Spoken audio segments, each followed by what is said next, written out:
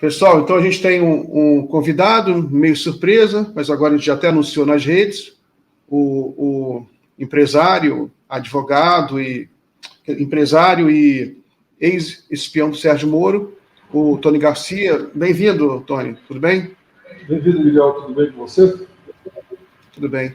Tony, então hoje a notícia é o início do processo de cassação do Sérgio Moro, no Tribunal Regional Eleitoral do Paraná. Tem até um documento que acabou de ser publicado. O nosso amigo no Paraná, o jornalista Ismael Moraes, ele está analisando. A gente deu até um tempo para ele analisar, porque saiu agora. Eu vou colocar de volta ele aqui na tela. Ele vai fazer a análise, depois eu te passo a palavra para você fazer o seu comentário. Vamos lá, Ismael. Bem-vindo aqui novamente. Tudo bem? Saudações, Tony. Saudações. O Ismael é o cara mais bem informado aqui do Paraná. Se ele está falando, é porque é o que está acontecendo. Entendeu? Isso é verdade, você tem razão, Tony. Bonita a sua camisa. Você gostou, Fernandinho? Bonita a sua camisa, Fernandinho. Eu quero dizer o seguinte, eu vi aqui, foi uma decisão administrativa do desembargador D'Artagnan Serpa-Sá, do TRE do Paraná, que basicamente ele define os prazos e as datas para ouvir as testemunhas. Mas o interessante é que ele deflagrou o julgamento do Sérgio Moro, é a primeira coisa. E segundo, o seguinte, ele atendeu ao pedido do Moro para ouvi-lo pessoalmente. Então ele designou dia 16 de novembro, às 13 horas, Tony, para ouvir o Moro, os dois suplentes, né? E também uma representante da emissora RPC, afiliada da Globo no Paraná, por conta de divulgação de pesquisa eleitoral. Tá? Então, foi isso que o desembargador ele decidiu. Então, ele estabeleceu o rito. Inicialmente, na medida saneadora lá atrás, que a gente já divulgou, havia decidido de que seria tudo 100% digital, né, para ter celeridade. Mas daí houve um pedido por parte do Moro para ser ouvido pessoalmente. O desembargador ele concordou, falou: não, beleza, você, seus suplentes, no dia 16 de novembro, às 13 horas, ou seja, daqui a um mês, às 13 horas, vocês vão ser ouvidos ao vivo, né, enfim, pessoalmente. E também foi feito um pedido pela representante da RPC, para também ser ouvido pessoalmente. Então, vai ser uma pessoa designada pela emissora RPC, que é a Globo aqui do Paraná, para falar também sobre a questão da pesquisa.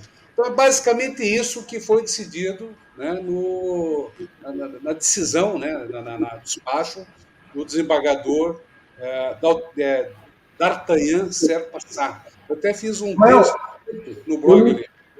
Eu não entendi só uma coisa, Mael, aí para você me deixar claro. Claro. É só na questão, está despachando só uma questão de uma pesquisa, é isso? Não, não. É sobre o processo de Caixa 2 e também de abuso de poder econômico. É sobre esse processo relativo às duas ações do PT e do PL, que pedem a cassação do Moro. É o processo de cassação. Só que para o julgamento efetivo, tem esse processo de ouvir as testemunhas arroladas. E era para ser 100% digital. No entanto, o Moro pediu para que fosse ouvido pessoalmente. E o desembargador concordou. Mas é fato que ele já deu início ao processo de julgamento. E daí, como tem prazos, né, até no máximo dia 27 de novembro, estou imaginando, comece um julgamento efetivo em plenário. É como eu estou imaginando. Mas, na sequência, eu vou consultar mais pessoas e vou estudar ali o regimento para dizer claramente o prazo. Mas, definitivamente, Tony, começa a ser julgado. Isso quer dizer que, caso ele seja condenado ou absolvido em recurso ao STF, da parte perdedora ou vencedora, ou seja, ou do réu ou do acusador, que é o PGR, o recurso sobe ao TSE. Até junho, o TSE continua sob a presidência do Alexandre de Moraes. Então, por isso, foi importante ter deflagrado esse processo de julgamento. Porque Ismael, o julgamento do plenário é virtual ou é só a só virtual? Vai ser virtual ou é só a presença do Sérgio Moro para ser ouvido que vai ser presencial? O plenário do TRE, lá no julgamento, vai ser presencial. Vai ser presencial, não vai ser digital. Não, vai ser... não. É só nessa fase das oitivas, tá? Então, são 7 juízes. Eu posso dizer rapidamente quem serão os julgadores lá no julgamento presencial. O desembargador Ayrton Manuel Coimbra Moura, que é o presidente do TRE, o desembargador D'Artagnan Serra Passar, que é o corregedor, né, que despachou hoje, o doutor Anderson Ricardo Fogaça, que é juiz de direito, o Guilherme Frederico Hernandes Denz, né? E daí vem o Tiago Paiva Santos e o doutor Júlio Jacob Júnior, a desembargadora Cláudia Cristina Cristofani, que é juíza federal, né? Então são esses aqui 7 que vão julgar o Sérgio Moro, né, nessa data aí que vai ser definida ainda, né? Mas provavelmente lá para novembro, 27 de novembro. O Moro ele vai ser ouvido dia 16 de novembro, presencialmente. Foi claro? Ficou claro ou não? Agora sim. Não, está claro. Eu publiquei ali no meu site essa decisão, a íntegra dela, e um breve relato dela, rapidamente. Isso que eu ia te perguntar. Você já publicou no seu blog, no seu site, essa... então eu ia esperar você publicar primeiro para eu publicar depois, para não te atropelar. Então, beleza, vou pedir para publicar também no meu portal. Tranquilo, Miguel. Manda bala aí, tá? Já está na... Então, beleza. Então tá, Tony, o que você acha desse é o início de um processo, né? Mas qual é a sua opinião sobre isso? Veja, eu acho que eu penso, né? Eu entendo que é o início do fim, né? É o início do fim. Ele ouve a testemunha presencial como ele pediu, até para fazer o que o Moro geralmente não faz com ninguém, que é o amplo direito de defesa, né? Aí ele concede o pedido que o Moro jamais concederia, porque várias vezes ele me concedeu um monte de coisa muito mais leve do que essa daí, né? Uma coisa que não tinha provas, e o Moro pede isso daí porque ele sabe que o processo ele vai ser condenado por excesso de provas. Eu conheço o processo todo que está lá, é excesso de prova. Só demorou muito para vir a cassação dele. E eu acho que a gente vai ter uma inversão, né? Uma inversão não, a gente vai ter uma coisa diferente do que foi no caso do Deltan. O caso do Deltan era uma coisa mais difícil, tal. Ele saiu aqui com a unanimidade, né, e com a orientação para não ficar perdendo o mandato, e ele foi cassado no TSE por unanimidade. Eu acredito que pelo excesso de provas que tem, a diferença do processo do Deltan e do Moro é questão de crime, realmente. Não tem política, não tem nada. Ele cometeu crimes atrás de crimes e abuso do poder econômico, que tem muito e tudo a ver, quase, com o caso daquela Moro de Saias da senadora que foi eleita pelo Mato Grosso, foi cassado por muito menos do que nós temos de prova aí. Então eu acredito que o Moro sai daqui cassado já, e se eu tivesse que arriscar, eu arriscaria que dificilmente, pelo que tem no processo, né, não se olhando a capa de quem é o processo, não se olha isso. Se olha o que tem dentro do processo, ele sai aqui cassado por unanimidade. Essa é a minha impressão. Muito bem. Lembrando, Ismael e Tony, que isso aí é só a ponta do iceberg, né, dos crimes do Sérgio Moro. Porque o prejuízo que ele causou ao país foram tão grandes que eu acho até difícil mensurar ou encontrar as penalidades para alguém como ele. Pode falar, Ismael. Eu só queria fazer uma observação que no mundo jurídico aqui de Curitiba, até mesmo assim no TRE, qual é a impressão que eu tenho? Que eles vão utilizar a mesma régua do Moro. Se o Moro fosse julgar o Moro, como é que ele julgaria? É a condenação. Como o Moro julgaria, como juiz, o Deltan? Cassação. Então, se a régua é a do Moro, é a cassação. Então, assim, concordando com o Tony, a régua dos juízes, pelo que eu percebi, é a régua do Moro, é a mesma régua. É bem lembrado, né? A questão, o Moro, ele... Mas eu não diria nem que ele vai provar do próprio... Eu estou mutado? Agora funcionou. Ah, tá. Não, a expressão de que ele vai provar do próprio veneno não é nem correta, porque ele agora está tendo todo o direito de defesa que ele nunca ofereceu para ninguém. É verdade, Tony? Miguel, veja, aí tem uma coisa do que o Ismael falou, eu entendo assim, ó, se eles usarem mesmo a regra do Moro, né, ele não teria nem essa oportunidade que estão dando para ele, entendeu? Mas se eles olharem, só olhar a capa do processo que é ele, olharem aquilo lá, por muito menos que aquilo lá, a senadora Selma do Mato Grosso foi condenada, sabe, foi condenada por... na época, ela foi condenada pelo Mato Grosso, foi condenada pelo TSE, ela foi condenada por unanimidade. Aqui, e o Moro, Ismael, é uma coisa que tem diferença, que eu acho, da régua dele e dos outros, é que ele tem nesse processo um excesso de provas que condena ele. E, na verdade, a régua que ele usava era condenar, e você sabe disso como advogado, que era pelo domínio do fato, né? Ele falava, mesmo que não tenha crime, como é difícil isso, 3 pessoas falaram, então eu condeno ele, mesmo que não tenha prova, porque colarinho branco não faz isso. Não. No caso dele, Ismael, tem provas. Eu acho que excesso de provas, pelo que eu li o processo, você deve ter lido também, e se comparar com o da Selma, né, que foi caçada desse jeito, que ela era tida como Moro de Saias, tem muito mais elementos para caçar ele aqui por unanimidade e se referendar no TSE. E aí só começa o problema do Moro, que vão começar os problemas, entendeu? Sem ele ter o aparato, né, de tudo que ele puxa para ele, que ele condenava, que era prerrogativa de foro, tudo isso daí, ele não vai ter mais.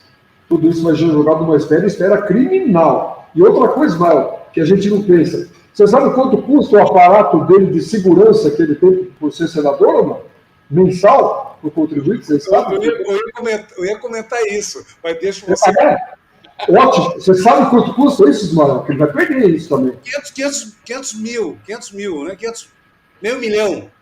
R$500 mil mês. Ele custa 6 milhões, sem contar o que tem para filho, para mulher, para isso, de segurança e tudo. A gente chutando baixo, eu estou falando que é em torno de 500 a 700, entendeu? Mensais disso aí. Isso tudo é o Senado que dá e que paga, entendeu? Naquele negócio que ele falou, que estava sendo ameaçado pelo PCC, tal, tudo isso. Né? Mas isso tudo, a partir do momento que ele deixa o senador, isso ele vai ter que arranjar alguém para pagar para ele, entendeu? Ou partido político, ou os Estados Unidos, ou alguma coisa. Ou é melhor ele pedir para ser encarcerado logo, que lá ele não corre isso. Né? Então fica lá no lugarzinho que é. Né? Tudo bem. Ele tem que torcer para não pegar o passaporte dele, para ele não... Porque ele pode ir para Miami, como todos os bolsonaristas foram para Miami tentar, né, um exílio lá. Mas se o processo avançar muito rápido, ele perde o passaporte. Mas lembrando também, Tony, que o Sérgio Moro ele vai enfrentar ainda um longo processo. Sim. Em função de todas aquelas pessoas que ele condenou injustamente, né, que ele torturou, por exemplo, aqueles empresários. Quando houver uma sensação mais generalizada de que a impunidade do Sérgio Moro acabou, vai ter muita gente também querendo justiça, né? Se você pensar, por exemplo, a Odebrecht, uma empresa com 200 mil funcionários, que ele praticamente dizimou, que foi um dos maiores crimes contra a ordem econômica do Brasil. Um dos maiores crimes. Na verdade, eu não consigo nem pensar num crime semelhante contra a ordem econômica feito por... Nem a ditadura militar, por exemplo, nunca tornou assim conglomerados empresariais. Você vê, nem em Revolução você vê isso. Em Revolução você encampa a empresa, mas você preserva a empresa. Ele usava o esquema dos Estados Unidos, Alemanha, que ele citava, tudo isso daí. Entendeu? Só que ele tinha uma coisa. Lá eles preservam a empresa, eles prendem o dono. Certo? Eles prendem o dono. Agora, eles vão fazer o quê? Designar uma pessoa para tocar aquela empresa, para ela continuar, para não perder emprego, para não perder nada. É a pessoa, né, que cometeu o crime, não a empresa. O que eles fazem? Preservam os empregos, preserva a empresa, passa para alguém para tocar, para fazer isso aqui, e a vida continua. Não, eles dizimaram todas as empresas de construção civil para facilitar a entrada de empresas de fora aqui no país. Eles acabaram com todos, a OAS, a Odebrecht, todas elas. Eles dizimaram. E junto com isso, eles botaram na rua quantos milhões de empregos nós perdemos. Isso é crime de lesa pátria. É pior que tudo. Isso não prescreve. Isso é o maior crime que eles poderiam cometer. E mais, né? Cada dia parece que eles queriam tudo, eles queriam mexer com dinheiro. Tira de cá, tira de lá e faz uma fundação, vai para quem eles querem, nós vamos tomar conta disso. Era grana, no final, que eles queriam tomar conta e poder com informação. E isso daí vai cair por terra. Eu acho que tem muita gente aí que eles ainda eles temem o braço dele aqui, que eles acham que politicamente aqui no Paraná, que aqui no Judiciário, ele tem muito amparo ainda, tem pessoas que temem ele, esse poder. Entendeu? Mas a partir do momento que ele for caçado aqui, eu acho que vai começar a vida dele ficar dificílima a partir desse momento, que é a hora que o pessoal souber que ele não representa mais nada disso. Que ele é um cidadão comum e que vai responder por todos os crimes que cometeu. Ele fica querendo falar em prescrição, ele está esquecendo de um monte de coisa. Ele usou as pessoas, ele me usou, de 2004 até 2018. Então, ele pode achar que prescreveu nos 2005, 2006, 2007, sei lá. Mas ele me usou até 2018, usou muito mais gente para fazer isso daí, né, que ainda estão esperando acontecer as coisas com ele, para começar a aparecer. Mas eu acho que o fundamental disso mesmo é que a gente conseguiu tirar ele da toca.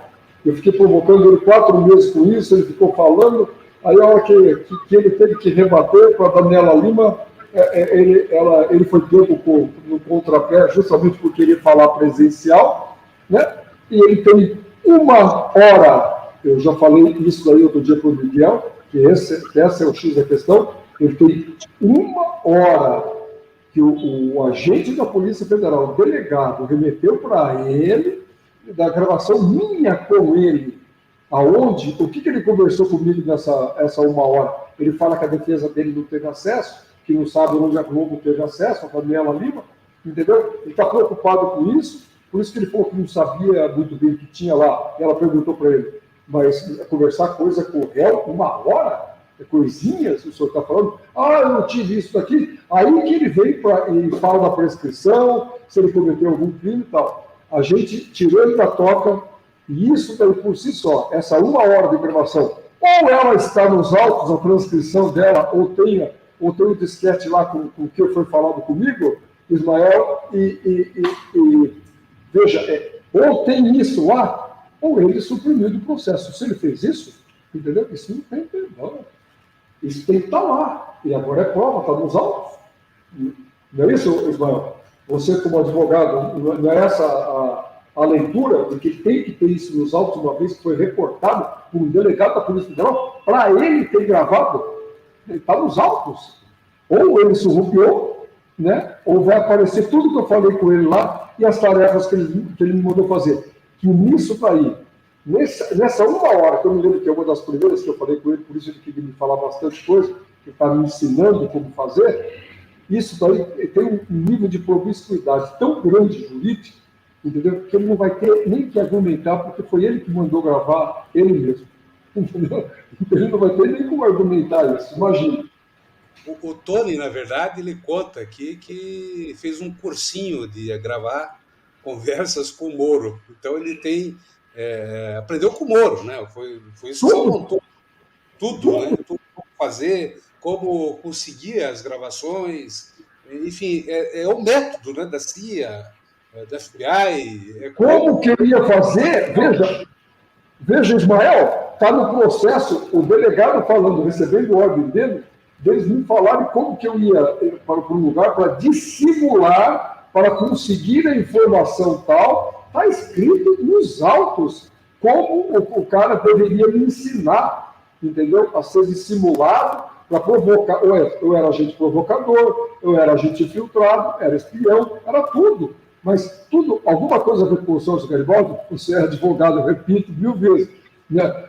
29 tarefas que não tem nada a ver com isso, é informação que ele queria, chantagem, era rede, poder, era isso que eles queriam. É só ver o meu processo, por isso que eu sempre falei, as provas estão nos autos.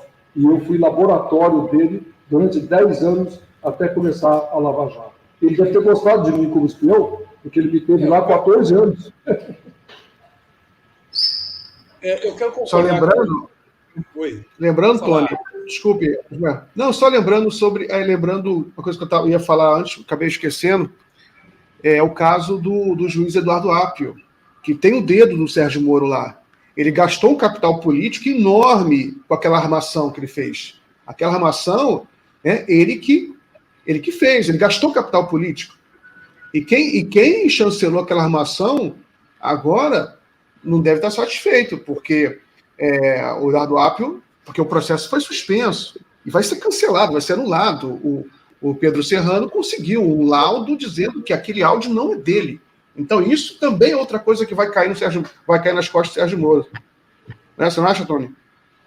Veja, eu conhecendo os métodos do Moro, de como que ele ganhou tal, aquilo que eu falei com você outro dia, Miguel. Ismael estava falando com ele, e veja a coisa, né?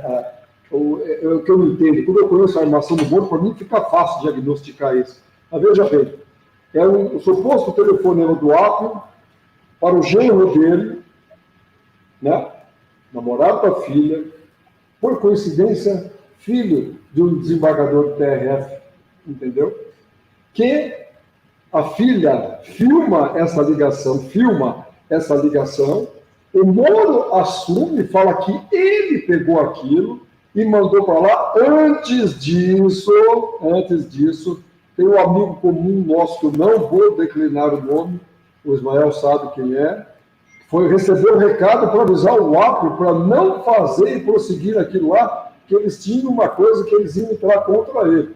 E o Apio continuou e deu sequência. A hora que ele mandou o meu acordo para Brasília, ele fez aquilo. Por quê? Porque ele queria que a Gabriela Hart voltasse e decidisse na coisa, e isso não aparecesse nunca. Era um sigilo eterno. O que aconteceu? Ele já tinha a gravação, né, Tony? Ele já tinha, né? Ele já tinha a gravação, né? Ele já tinha. Claro! Claro que ele já tinha! Ele já tinha feito. Então, veja, esse tipo de coisa, como ele faz, eu conheço os métodos dele. Né? Ele cria uma coisa, manda para uma pessoa de lá, que vai referendar o que ele falou, ele mesmo dá uma entrevista falando que foi ele que mandou. Cai na mão do pai do genro dele, que dá uma liminar e afasta sumariamente um juiz. Eu nunca vi isso na história, uma brutalidade dessa. Na história aqui do Paraná, jurídica do Paraná, eu nunca vi. Eu acho uma brutalidade. Agora, vamos ver o que vai acontecer nisso daí também, né? Eu acho que o doutorado que me deu a condição de eu fazer o que eu estou fazendo. Tirou um sigilo eterno que está parecendo toda essa podridão aí, que todo mundo falava que não tinha prova, que não tinha nada, eu tenho tudo nos autos. E isso por si só, né, vai ser... A hora que tudo vier à tona aí vocês vão ver. Tem muita tarefa aí que a gente precisa buscar aqui no físico, ali que a gente tem, e tem uma coisa nisso tudo que a gente precisa cavocar, que tem uma coisa importantíssima nisso. Eu estava conversando hoje com uma pessoa, amigo de vocês, que é a delação do Sérgio Costa. Eu levei ele, através do advogado do Rolf, que você conhece, né, o Rolf, doutor Rolf, que foi secretário de segurança aqui, né? E ele é advogado do Sérgio Costa. Eu levei ele, porque o Moro pediu para mim, eu tenho visto na gravação também, nessa 1 hora que ele tem comigo lá, eu levei ao Ministério Público e ele levou o Sérgio para fazer o acordo. E o Sérgio fez o acordo de delação, e o que eles queriam? Eles queriam 190 e poucas horas, que teriam falado, o Rolf teria falado, de gravação que o Sérgio Costa tinha dos desembargadores do TRF4, e eles queriam isso daí, e não só da festa da cueca, negócio de propina, isso daí que eu tenho uma conversa, inclusive, o Januário e o Carlos Fernando falando para mim, que eles não queriam abrir mão daquilo. Eles foram para o Chile fazer esse acordo com o Sérgio Costa, fizeram o acordo com o Sérgio Costa. Há aí uma coisa que a gente não conseguiu acesso ainda até agora, porque igual eu não consegui nem do meu acordo, a gente não está conseguindo isso, mas eu acho que a gente fez, acho que um pedido para o STF, os advogados fizeram um pedido para que isso venha à tona, porque fui eu que levei essa pessoa. E essa pessoa pode ter feito esse acordo com um monte de benesses, inclusive de mudar o nome, de fazer tudo e viver no Canadá, que eles conseguiram para essa pessoa, a troco de quê? A gente precisa ter que saber se essa coisa foi dos desembargadores de lá, fora a festa da cueca, que eram só os libertou. E essa delação pode ter a maior caixa preta de toda essa história. Muito bem. Pessoal, eu vou terminar aqui. Pode falar. Deixa eu só lembrar aqui que esse caso do Apio, do juiz Eduardo Apio, que foi afastado da 13ª Vara Federal de Curitiba, em 22 de maio, vai ter uma reunião de conciliação no dia 18, daqui uma semana, em Brasília, lá com o Luiz Felipe Salomão, TRF4, e o Apio. Vão tentar fazer um acordo, né? Não sei que tipo de conciliação é possível, né? A meu ver, é igual conciliar a penicilina com a bactéria, né? É bem difícil. Então, de qualquer forma, é isso que eles estão divulgando por aí, o CNJ, que vai tentar uma conciliação do TRF4 com... Não sei exatamente o que eles estão sugerindo, mas daqui uma semana. Não, mas de conciliação é essa? Eu não consigo. Eu, pelo menos juridicamente, eu não consigo ver conciliação. Não, eu acho que uma conciliação nesses termos é uma traição à pátria. Ismael, é claro que eles vão tentar fazer o seguinte: uma mordaça no Eduardo Apio. A gente reintegra você, mas você sai do caso. Você não fala mais em Lava Jato. Eles vão oferecer isso, né? Para tentar salvar. Uma vara para cuidar de capivara, pode ser? Exato. Só que aqui em Curitiba tem muito capivara ali no Parque Barigui. De repente criou uma vara para cuidar das capivaras ali do Parque Barigui. Pode ser? Só que o Eduardo Apio, a gente conhece já, pelo que ele veio, já se tornou pessoa pública, a gente conhece ele. Ele é um cara extremamente corajoso, ele é um cara muito honesto, um juiz muito íntegro, agora corajoso, né? Então ele tem uma missão como juiz. Ele é o juiz desse caso, ele começou esse caso, ele quer levar esse caso até o fim, então, e vai vir com mais, eu não vou nem usar a expressão faca nos dentes, que pode parecer uma coisa de revanche, que não é o caso do Eduardo Apio, mas ele vai vir com força, né? Se simplesmente ele voltar para a vara, e ele não precisa vir nem com a faca nos dentes, nada disso. Eu não conheço o doutor Apio, eu não conheço nada, mas sou grato a ele, como já falei, por tudo. Só ele pegar meu processo e deixar eu ver isso daí, que eu jamais tive acesso a um processo que teria sigilo eterno, né? E o Sérgio Moro desmentiu a minha fala para a Daniela Lima. Ela falou assim: mas como? O senhor escreveu aqui, sigilo absoluto, né? Era para sempre. Meus advogados falaram: a gente não consegue, sigilo absoluto nós, então nós temos um acordo que a gente não pode pedir, entendeu? Então, se ele voltar para cá, e se ele só tirar os esqueletinhos que ele começou e tiver uma estrutura na 13ª Vara, ele pegar, tirar isso e remetendo tudo para onde que tem que remeter, já seria um serviço para a democracia brasileira, sabe, para a justiça brasileira, que não teria como se pagar ao doutorado. É o que eu entendo. Não se pode ser de outra maneira. Ô, Tony, no direito tem um ditado que é o seguinte, que a luz do sol é o melhor desinfetante. É isso, você tem acesso É isso à aí. luz, aos processos, né? É isso aí. A luz do sol, doutor, tira o mofo de tudo, né? O meu negócio estava almofado lá, 19 anos estava almofado. Imagine vocês. Veja, eu, réu, condenado, não pude recorrer, eu não pude pedir. Eu fiquei sabendo pela imprensa que tinha 1 hora de gravações relatada para ele, que deveria ser entregue para ele, pelo delegado federal, que não estava concordando da maneira que estavam fazendo os grampos continuados, e ele vivia esquentando, correndo atrás para tentar esquentar os grampos. Sabe? Eu não tinha isso, fiquei sabendo 1 mês atrás pela imprensa. Vocês imaginem, né? E ele está agora pedindo para ser ouvido presencial. Eu acho certo o desembargador conceder para ele, né, o juiz conceder para ele essa coisa presencial, justamente para fazer um contraponto, mas ele não deixou fazer nada disso. Ele não me deixou ter acesso às coisas que eu produzi. Só para vocês terem ideia, eu não sei agora que eu estou vendo alguma coisa que está aparecendo.